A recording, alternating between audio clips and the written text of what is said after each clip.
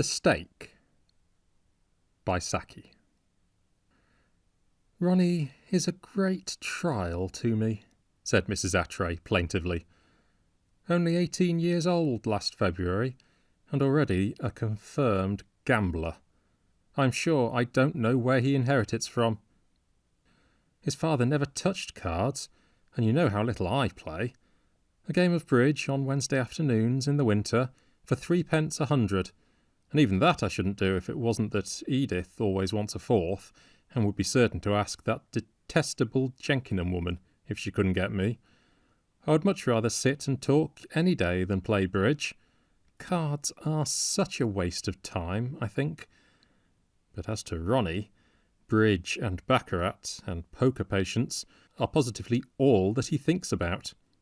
Of course, I've done my best to stop it. I've asked the Norridhams not to let him play cards when he's over there, but you might as well ask the Atlantic Ocean to keep quiet for a crossing as expect them to bother about a mother's natural anxieties." "Why'd you let him go there?" asked Eleanor Saxelby. "My dear," said Mrs. Attray, "I don't want to offend them. After all, they are my landlords, and I have to look to them for anything I want done about the place. They were very accommodating about the new roof for the orchard house, and they lend me one of their cars when mine is out of order. You know how often it gets out of order." "I don't know how often," said Eleanor, "but it must happen very frequently. Whenever I want you to take me anywhere in your car, I am always told that there is something wrong with it, or else that the chauffeur has got neuralgia, and you don't like to ask him to go out." "He suffers quite a lot from neuralgia," said Mrs. Attray hastily. "Anyway," she continued, "you can understand that I don't want to offend the Norridhams. Their household is the most rackety one in the country, and I believe no one ever knows to an hour or two when any particular meal will appear on the table, or what it will consist of when it does appear." Eleanor Saxelby shuddered. She liked her meals to be of regular occurrence and assured proportions. "Still," pursued Mrs. Attray, "whatever their own home life may be, as landlords and neighbours, they are considerate and obliging, so I don't want to quarrel with them. Besides, if Ronnie didn't play cards there, he'd be playing somewhere else." "Not if you were firm with him," said Eleanor. "I believe in being firm." "Firm? I am firm," exclaimed Mrs. Attray. "I'm more than firm. I am far-seeing. I've done everything I can think of to prevent Ronnie from playing for money. I've stopped his allowance for the rest of the year, so he can't even gamble on credit. And I've subscribed a lump sum to the church offertory in his name instead of giving him instalments of small silver to put in the bag on Sundays. I wouldn't even let him have the money to tip the hunt servants with, but sent it by postal order. He was furiously sulky about it, but I reminded him of what happened to the 10 shillings that I gave him for the Young Men's Endeavour League Self-Denial Week." "What did happen to it?" asked Eleanor. "Well, Ronnie did some preliminary endeavouring with it, on his own account, in connection with the Grand National. If it had come off, as he expressed it, he would have given the League 25 shillings and netted a comfortable commission for himself. As it was, that 10 shillings was one of the things the League had to deny itself. Since then, I've been careful not to let him have a penny piece in his hands." "He'll get round that in some way," said Eleanor with a quiet conviction. "He'll sell things." "My dear, he's done all that is to be done in that direction already. He's got rid of his wristwatch and his hunting flask and both his cigarette cases. And I shouldn't be surprised if he's wearing imitation gold sleeve links instead of those his Aunt Rhoda gave him on his 17th birthday.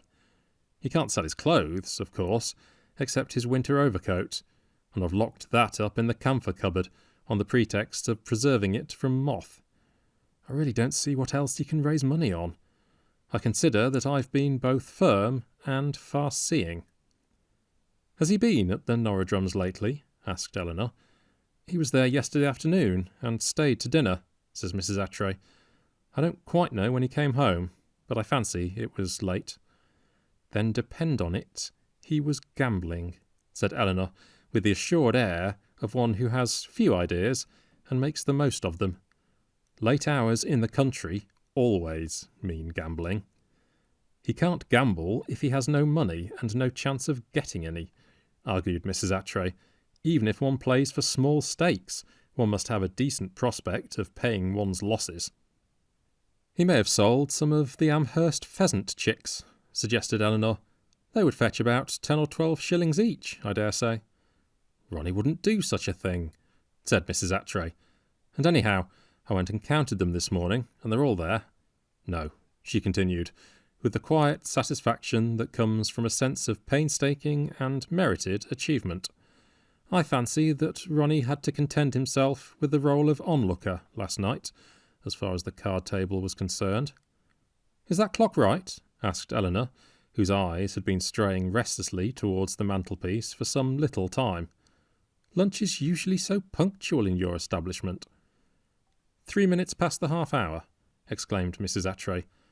Cook must be preparing something unusually sumptuous in your honour. I'm not in the secret. I've been out all the morning, you know. Eleanor smiled forgivingly.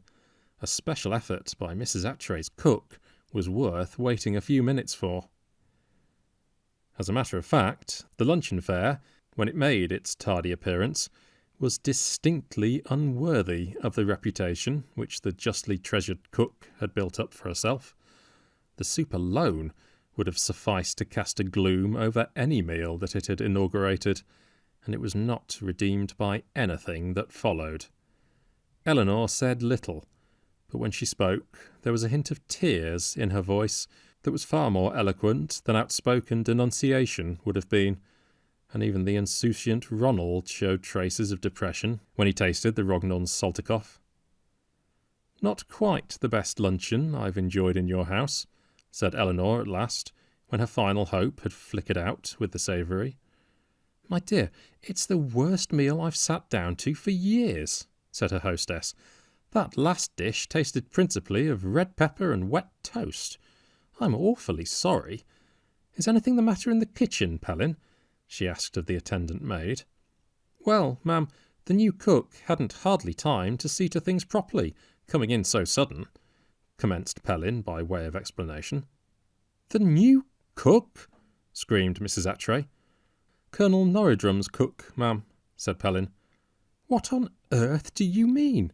What is Colonel Norridrum's cook doing in my kitchen? And where is my cook? Perhaps I can explain better than Pellin can, said Ronald hurriedly.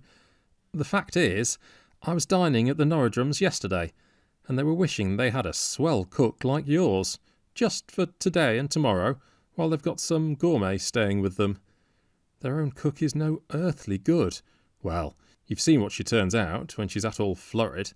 So I thought it would be rather sporting to play them at baccarat for the loan of our cook against a money stake. And I lost, that's all. I've had rotten luck at baccarat all this year. The remainder of his explanation, of how he had assured the cooks that the temporary transfer had his mother's sanction, and had smuggled the one out and the other in during the maternal absence, was drowned in the outcry of scandalised upbraiding. If I'd sold the woman into slavery, there couldn't have been a bigger fuss about it, he confided afterwards to Bertie Norridrum, and Eleanor Saxelby raged and ramped the louder of the two. I'll tell you what, I'll bet you 2 of the Amherst pheasants to 5 shillings that she refuses to have me as a partner at the croquet tournament. We're drawn together, you know. This time, he won his bet.